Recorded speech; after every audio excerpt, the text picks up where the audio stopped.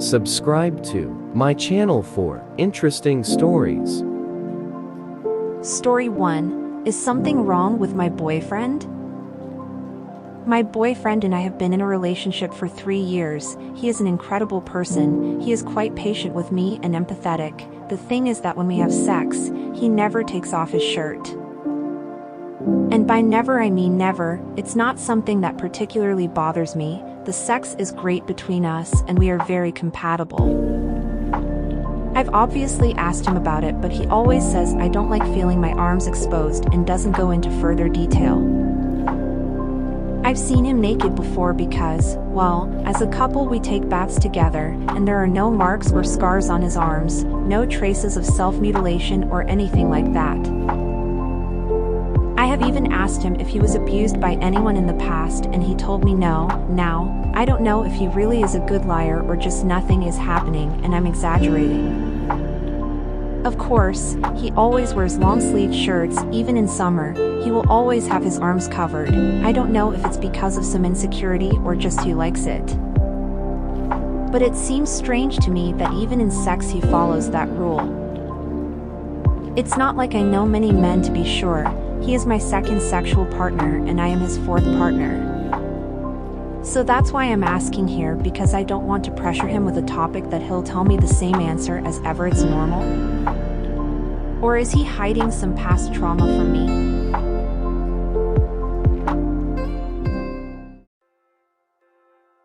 Story 2. My grandma asked what I want for dinner, and I lied to her. I just got fired from one of my 2 jobs, and I'm pretty broken up about it. My grandma is my support system and truly my best friend, and she wants me to feel better. However, she's 80 years old, and while she's doing sincerely amazing for that age, her mobility, dexterity, and strength has diminished significantly over the last few years. She asked what I might want for an Easter dinner I may be unable to attend, so I lied. I miss her beef roast so much. She isn't a chef by any means, but the lady can put a packet of powdered gravy to use like nobody's business. And even if it isn't Michelin star level, it's still too much work to ask for her to do just because I'm bummed out about some rich asshole not wanting to give me scraps anymore. It still requires cutting and chopping, and I know her hands already hurt. And she's already on her feet too much because she insists on being the housewife to my grandpa and caretaker to my uncle and brother. All of whom are perfectly able-bodied adults who can make their own food, do their own laundry, and clean up after themselves. But she feels lost without taking care of people, and literally nobody will be able to stop her until she's physically unable to continue. So, yeah, I asked her to make me a quiche instead. It's a Betty Crocker crustless quiche recipe that she adjusted just for me when I was a vegetarian 15 years ago in high school, and it's all frozen stuff and beating eggs with an electric mixer. Idea wants some yummy, comforting, grandma-made food, but I'm not having her hurt her joints or tire out her muscles over some dumb job that didn't respect me enough anyway. Thank you for reading if you did. Have a good day, and don't trust employers who call you family. Story 3. I just saw my best friend's face for the first time after 7 years of friendship. It was actually a pretty casual interaction.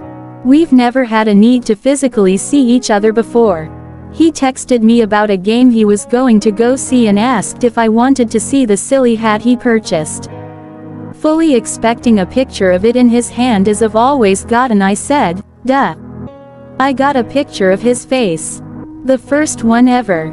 He's seen my face before, about 2 years ago, so it was still 5 years of friendship before he knew what I looked like, but I didn't expect the gesture to be returned. He's a private guy, a lawyer. He likes sharing certain things with me because we don't live in the same country, so my knowing some things isn't a big deal. He's still very careful with names and real detail, always has been, as am I. We are always extremely respectful of the private parts of our work, but share certain vague but implied details to check in with each other about our actions and how we handled it. I just responded, "Did you just send me a selfie?" And he just replied he thought it was about time. I lolled and told him after 7 years it was about time, but I wasn't going to pressure him. I was totally expecting to not know what he looked like until we met in person. And I was fine with that. We met playing D&D, he started playing in my games and slowly became a member of my found family. My husband and I have played D&D since we met, and we have a tendency to adopt random players we find in other games. That's how we found this friend, and our 2 other amazing close friends. I was just so floored because of how private he is with his information. We've hung out online at least once a week for 7 solid years. This last year I've started helping him to write his first book, a long-time dream of his. We're opposites of each other in a lot of ways. If we lived in the same country we would likely be at political odds. He approaches everything very rationally and I approach things very emotionally. Our moral standing is very similar, but that's about it. We both have special interests in completely different areas of the same subjects too. He likes war tactics. I like learning about impact, suffering, and aftermath. There is also the fact that we can be this close emotionally while remaining completely platonic. It's a nice change of pace. I enjoy being vulnerable with people. I enjoy being able to tell my friends that I love them. I enjoy all of this without the weird romantic expectations. I don't have a family anymore. I miss the closeness I shared with my siblings. I miss the support, the feeling of deep sincere love, the trust that we've got each other's backs in tough times. The lack of question that there is any other expectation. I'm a CSA and trafficking victim from childhood, so I wasn't safe from my parents, but siblings were luckily always safe for me.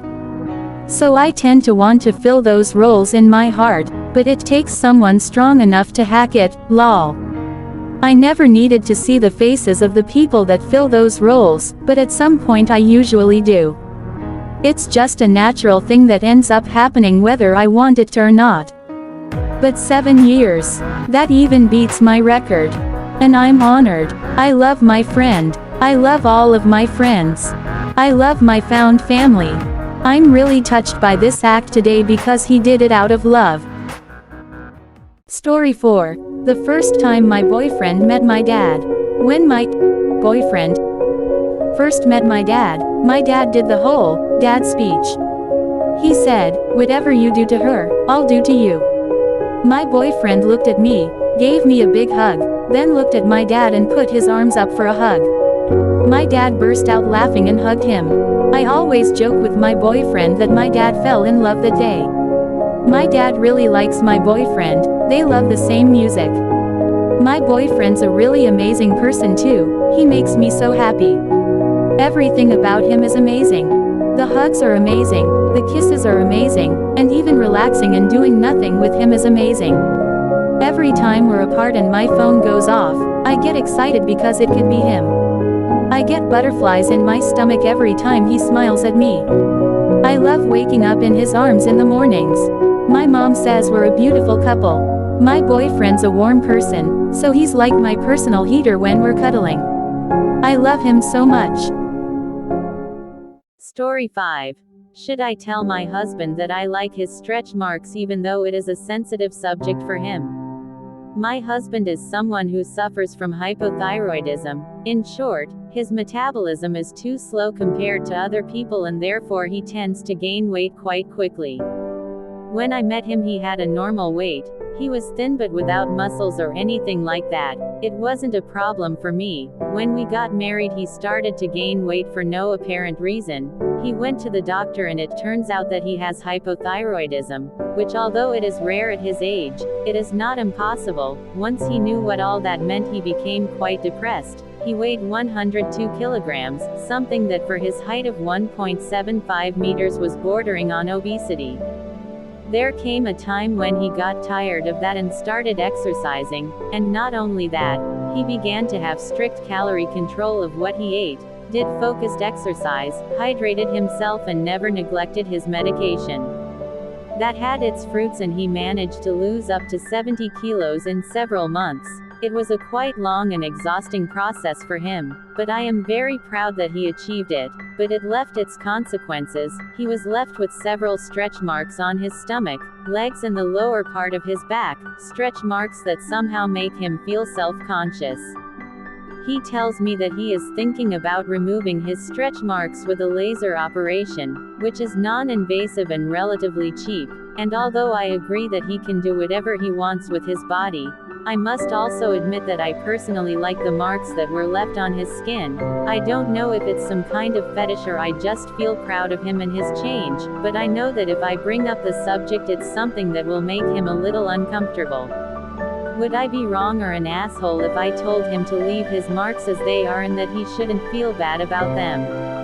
Unlike him, I have never had problems maintaining my weight.